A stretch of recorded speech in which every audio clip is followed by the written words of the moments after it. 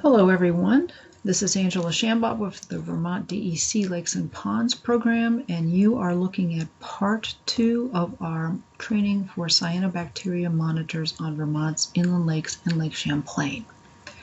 There are 2 other parts to this series. Part 1 is a general introduction to cyanobacteria, and part 3 explains how you can upload your data to the Vermont Department of Health tracking website.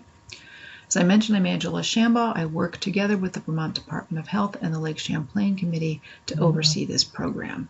And this is part 2. Today we're going to talk about how to use the visual assessment protocol for monitoring cyanobacteria.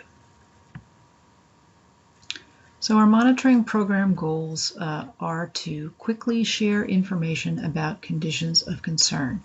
Cyanobacteria can appear and disappear rapidly, and we want to be able to evaluate and quickly share this information with as many people as possible. The second goal is to gather data about cyanobacteria conditions on Vermont inland lakes. Not all of our inland lakes have been monitored. We do not have a lot of information about cyanobacteria on many of our lakes. As I mentioned in part 1, under general ecology, cyanobacteria are found everywhere.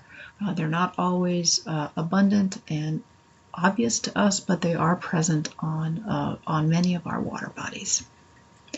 We also like to use this data that is collected using the visual assessment approach to provide a consistent way to talk about cyanobacteria conditions and to help facilitate a consistent approach to how we respond to those conditions when they occur. And finally, we want to help everyone recognize cyanobacteria wherever they may occur. There are concerns for human and animal health with exposure to cyanobacteria. Some cyanobacteria can produce potent toxins that are harmful, and we want to make sure that everyone knows what they look like, because the best way to reduce your chances of becoming ill after exposure to cyanobacteria is to avoid coming in contact with them. So we ask our volunteers to monitor usually a single site over the summer. In 2020, we will begin monitoring June 29th, the week of June 29th, and we will end that first week of September. This is when many folks go back to work, their children go back to school, and life changes, and so monitoring is not something they can continue. If you can monitor at your location longer than September, we would greatly appreciate having that data. The tracker system will remain live, but normally we do ask that you monitor between late June and that first week of September. Choose a day and a time to monitor. We found that you're less likely to bias your report, if you will. You won't be as tempted to select to report only when you see cyanobacteria. We want to know what conditions are like, both when cyanobacteria are present, but also when they're not present, because it gives us a better understanding of your lake. We ask that you make observations between 10 and 3. Cyanobacteria can regulate where they are in the water column to some extent. When the sun is out and they are able to do photosynthesis, they're more likely to want to be at the water surface, and those conditions occur between 10 and 3. So we'd like you to report then if possible. You'll post your observations on the Cyanobacteria website, and we'll talk as we get to that point about other options for reporting in case that tracker website is not working for you. For those of you that do see cyanobacteria blooms, it would be great if you could report to us on a daily basis until those blooms disappear. It helps us understand the conditions that lead to bloom formation at the surface and what causes them to disappear. So if you have the ability to go back every 24 hours after you've reported a bloom, that's very helpful to us. So the basic protocol each week is to go to your site on the same day and time to make the visual assessment. We'll ask you to take photographs under certain conditions and then report what you see through the online reporting form. So let's look now at the visual assessment categories. We have 3 categories: generally safe, low alert, and high alert. And we've divided the first category, the generally safe conditions, into several smaller categories to better capture the conditions that you're likely to see in the water. So category 1A is when there are no cyanobacteria or other things present. The water is clear. If you were to stand in the water up to your knees, you should easily be able to see your feet. You should be able to see the rocks and things on the bottom. If you were out in the middle of the lake, if you were anchoring, or you happen to have a secchi disc, or you're lowering your canoe or kayak paddle into the water, you can see it clearly. There's basically nothing in the water there. That's category 1A. Category 1B reflects brown and turbid conditions. This is usually due to sediment. Some lakes and ponds will have this kind of brown suspended look to the suspended sediment look to the water frequently. Others will only get it after a rainstorm. But basically, if you look closely, you can't really see any particulates. It's just a general discoloring of the water that's brown, again, due to suspended sediments.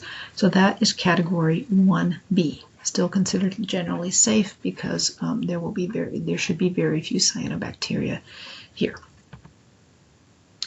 Category 1C is kind of a catch-all for all sorts of materials. It can include other plants, but also other phenomena that we see on the water. Looking at the top left photo, that is a picture of pine pollen on the water. Those conditions here in Vermont are likely to occur in June, mid to late June, when the white pines especially are releasing their pollen. They can release huge clouds when the conditions are right. Those clouds, those pollen grains fall on the water surface, and they can accumulate in large masses. On Lake Champlain, I've seen streamers, if you will, of pine pollen a quarter mile or more in length. You can tell that this is pine pollen because of the coloring primarily. It's a mustardy yellow. It will float at the surface. It will accumulate in large groups and discolor the water like cyanobacteria can do, but cyanobacteria are unlikely to be this mustardy yellow. A way to confirm that you might be seeing a pollen mass on the water is to look at your car or other structures near the lakeshore. They'll often have a dusting of pollen on the windshields or on the windows. If there are puddles in the parking lots, you will also see that pine pollen is accumulating there. So look for those additional cues if you think you might be seeing pollen. The second photo at the lower left shows filamentous green algae, and I'll talk a little bit more about recognizing them in the next slide.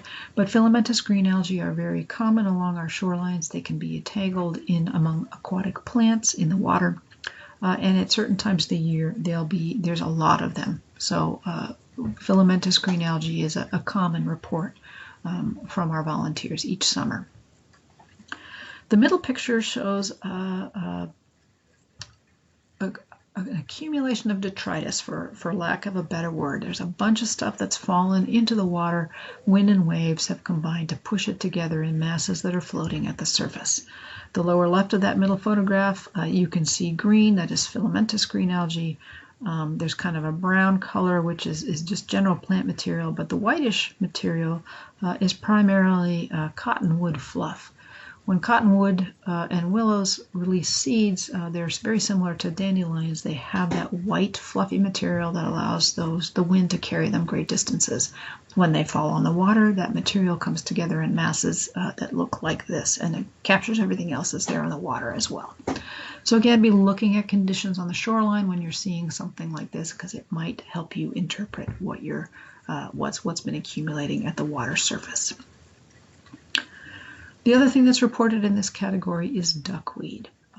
Looking at the photograph on the lower right, you can see from a distance duckweed can look like cyanobacteria. It's greenish, it's accumulating at the surface in masses. It can be dispersed by wind and waves. You'll find when you look closer that duckweed has individual leaves that are very clearly visible, like in the photograph at the upper right. If you were to turn those little groups over, you would see that they have roots as well. Cyanobacteria do not have leaves, they do not have roots, so this is not a cyanobacteria.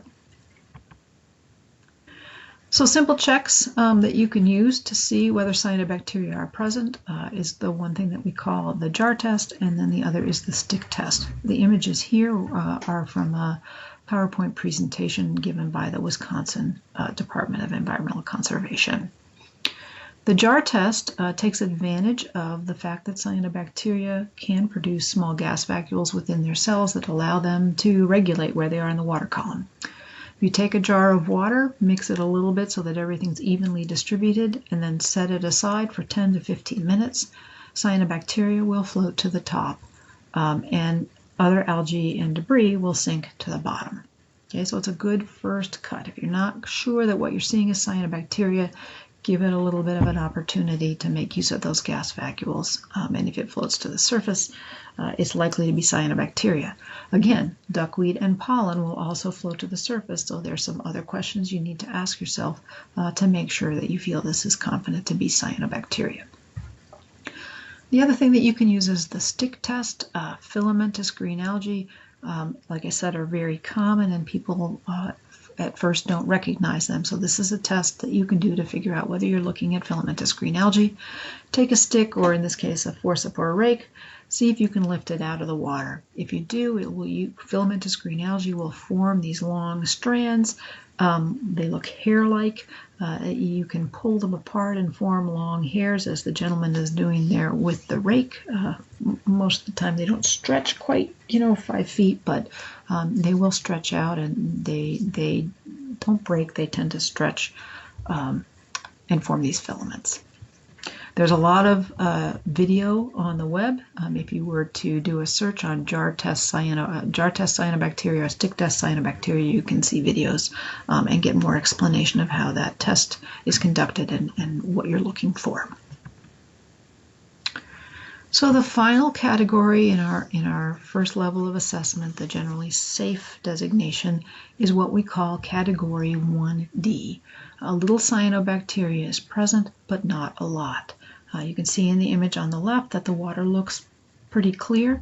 If you were to stand in it up to your knees, you would notice perhaps particulate particles floating by, but in general the water is pretty clear. You do the jar test, that can help you see those particles a little bit better and evaluate whether they might be cyanobacteria if they float to the surface. But as I mentioned in the previous video in part A, an individual cyanobacteria cell produces very little toxin, if toxins are present at all. Not all cyanobacteria have the ability to produce toxins, and they do not always produce it, even if they can. You cannot tell by looking. So a small amount of cyanobacteria will only be able to produce a small amount of toxin and not at a concentration that is likely to make anyone ill unless they're extremely sensitive. So we include category 1D so that you can note there's a small amount of cyanobacteria present, but not enough that we are concerned about recreating on the water. It still falls into that generally safe designation. Things change when you see cyanobacteria begin to accumulate at the surface or a larger number of particles in the water. We refer to this condition as low alert, and we recommend that you avoid contact with cyanobacteria in situations like this. We also call this category 2 cyanobacteria at less than bloom levels. What we're seeing here is that cyanobacteria is starting to accumulate at the surface. Sometimes it can be like you see in the image on the left, out in the middle of the lake, just small patches that may form around other things that are floating at the surface. It can be like you see in the middle image here, an area along the shoreline where the wind and the waves are gently pushing cyanobacteria together. And you can see here that the densest accumulations are right at that shoreline, and as you go further out, there's less and less cyanobacteria. You can go you should be able to go to another location in this lake and find a location where cyanobacteria are not present and recreation is fine. Sometimes when the wind and waves are a little bit more active, you'll see cyanobacteria colonies distributed throughout the water column. They're not accumulating at the surface. They're kind of giving the water an overall general greenish color. This is also something people should be aware of, because when the wind and waves die down, then those cyanobacteria may be able to accumulate and gather at the surface. So we do use the low alert category to give an indication that there may be cyanobacteria conditions of concern in this area, and that you should be careful where you choose to recreate and avoid contact with cyanobacteria wherever you see them. The highest level for our system we call high alert. This is category 3. A bloom is in progress. There is a large amount of cyanobacteria present and accumulating over a large area. That is the very big distinction between category 2 and 3, how much of an area is affected by the cyanobacteria bloom that you're seeing. So starting with the image on the left, cyanobacteria are often mistaken for spilled paint on the water. They form a layer at the surface of pretty bright coloring. Cyanobacteria produce chlorophyll, which gives them a greenish color. Some of them also have the pigment phycocyanin, which can give a blue coloration, or phycoerythrin, which can give a red coloration. So in general, blooms, when they accumulate, tend to be of a bluish-green color, but not always. In Vermont, we do see other colorings, but in general, a bloom will be a greenish or bluish-green. In the image on the left, you can see white. When cyanobacteria have been at the surface, in bright sunshine on very warm water, they're literally being cooked, and the cells break open, the internal materials released into the water, and it can form white foams and white colorations. This is a situation of concern.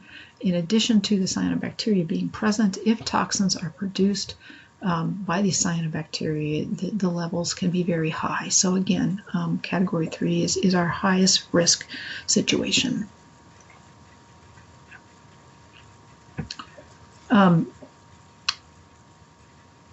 Again, the amount of area that you're seeing affected determines whether this is a category 3. Sometimes you are not seeing blooms at the surface, but very dense green water, as in that second picture from the left. You can see the scum at the surface, and then where the motorboat went through, it stirred all that cyanobacteria into the water to create a very green water. So there are lots of ways to visualize what this high alert situation looks like.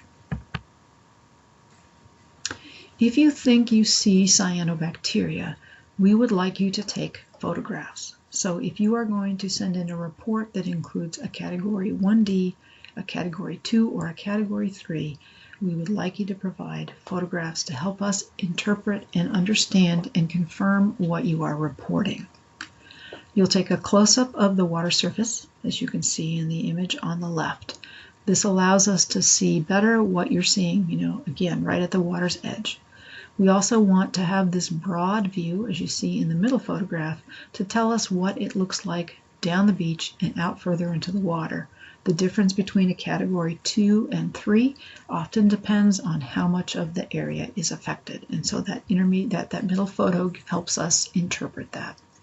And finally, we'd like you to do a jar test when you think there are cyanobacteria present. Do that jar test and take a picture of the results to send to us. Again, it'll help us interpret what you're seeing. You'll send your information to us and share it with us through the Department of Health's Cyanobacteria Tracker. We may get in contact with you if we have questions about what we're seeing or we need a little bit more information. These photographs are the first step, but you may also hear from us as well.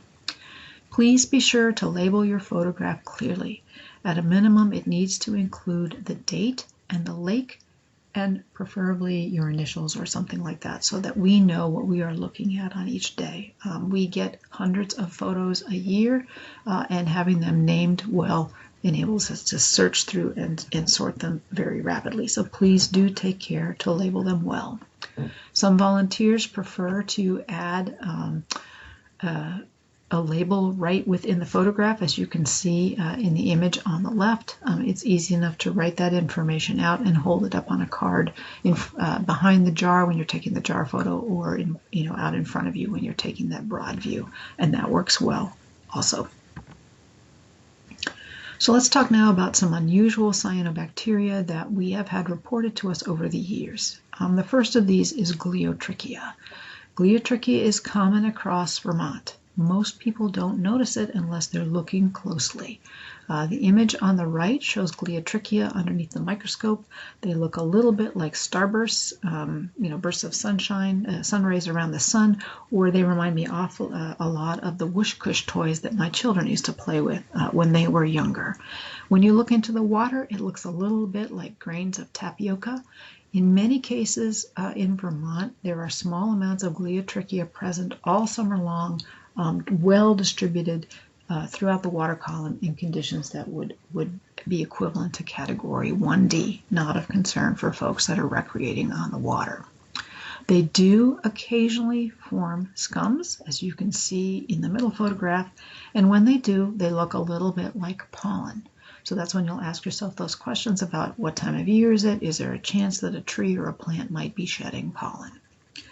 If you look at the jar test there on the left, you can see that the accumulation at the surface is not so green, it's more brown-yellow, which again made the volunteer initially think that this was a pollen layer at the surface. However, when you look closely at that image, you can see that they're forming very clear granules, tapioca-sized pieces floating in the water. Pollen doesn't do that. It really looks more like a powder or very highly variable shapes to what's floating at the surface.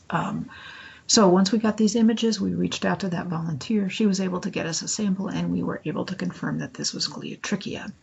So those of you that are on Lake Champlain, Gliatricia is present there. As I mentioned, it's also present on other inland lakes. Cytonema is an unusual cyanobacteria that we've been seeing on Lake Champlain we saw on Lake Champlain for the first time in 2012, and we've now seen on other inland lakes. It's what we call a benthic cyanobacteria. It usually grows on the bottom. It may also grow on plants. This cyanobacteria can be picked up with a stick. When it forms an accumulation that's floating at the surface, as you see in the image on the right, it can be lifted up with a stick, as you see in the image on the left. You can also see in that image on the left that it looks a lot like filamentous green algae. When you lift it out of the water on a stick, it's not going to form those long hairs. If you were to take pieces and pull it apart, it would not separate into long hairs, it would break. If you were to put a piece of this in your jar and leave it for 15 minutes, you probably wouldn't see it change. It would not float to the surface. But overnight, you might see the individual cyanobacteria filaments migrating out of that piece along the edges of the jar and giving that blue-green coloring to the edge of the jar. Cytonema is a highly variable cyanobacteria. The image there on the left shows it underneath the microscope, so it is a filament. Those clear spots in the filament show where it can break so easily. That's one of its strategies for being, for growing in many different places. The mats break easily and can spread easily. The images on the right give you an idea of what it looks like a little bit closer up. You can see that blue-green coloring. You can see on the edge of the one on the upper right that the filaments can break free and move out from that central mass. The image on the lower right, in that case, the Cytonema was battered by waves, I believe, so that it formed a really dense piece of material that I could lift out, and it tore almost like rubber or cardboard. It was very interesting.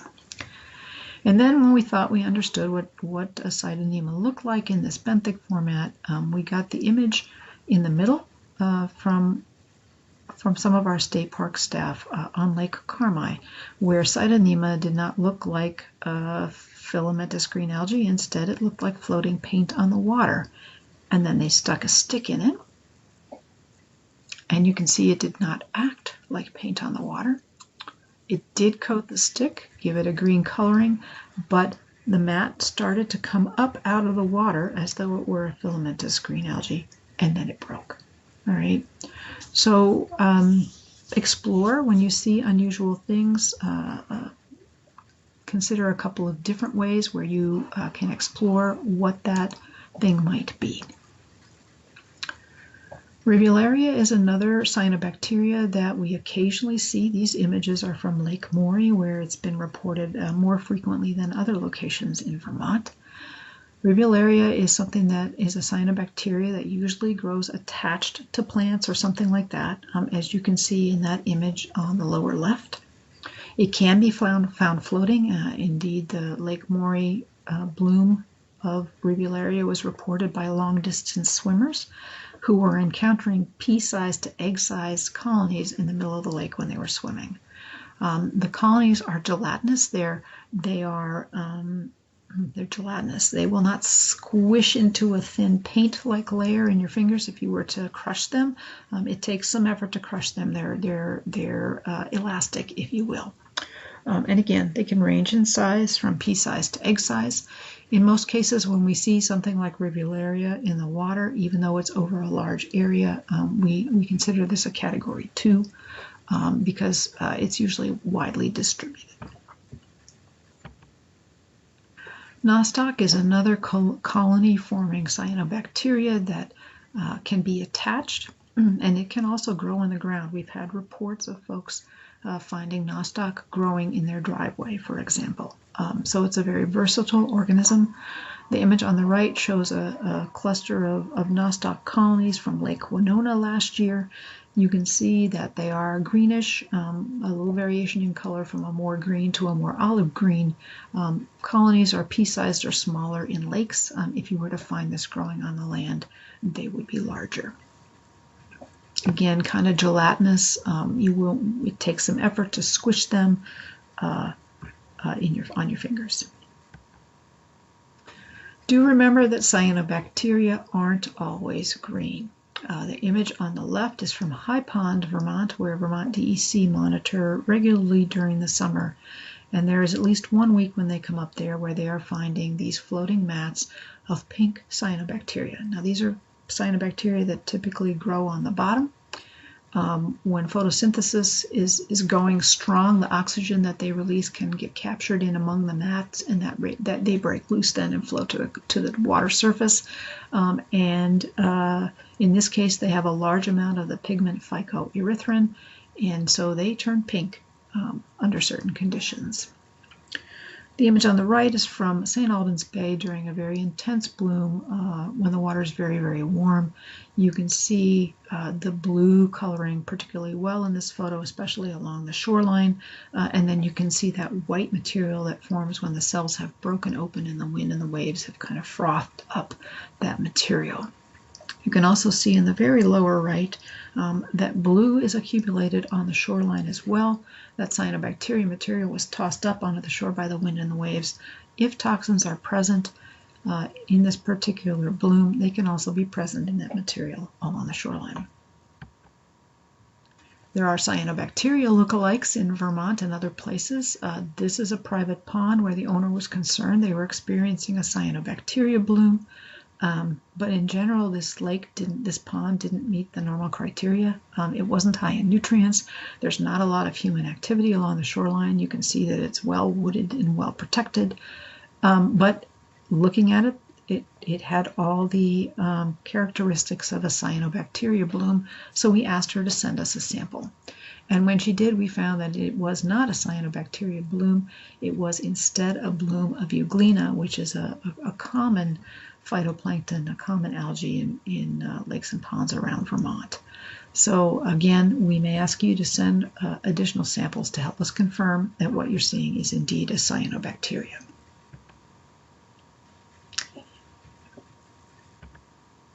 With that, I will end part 2 of our cyanobacteria monitoring training. Please continue on to part 3, which will tell you how to get your reports that you provide into the cyanobacteria tracker database that the Vermont Department of Health maintains. Thank you.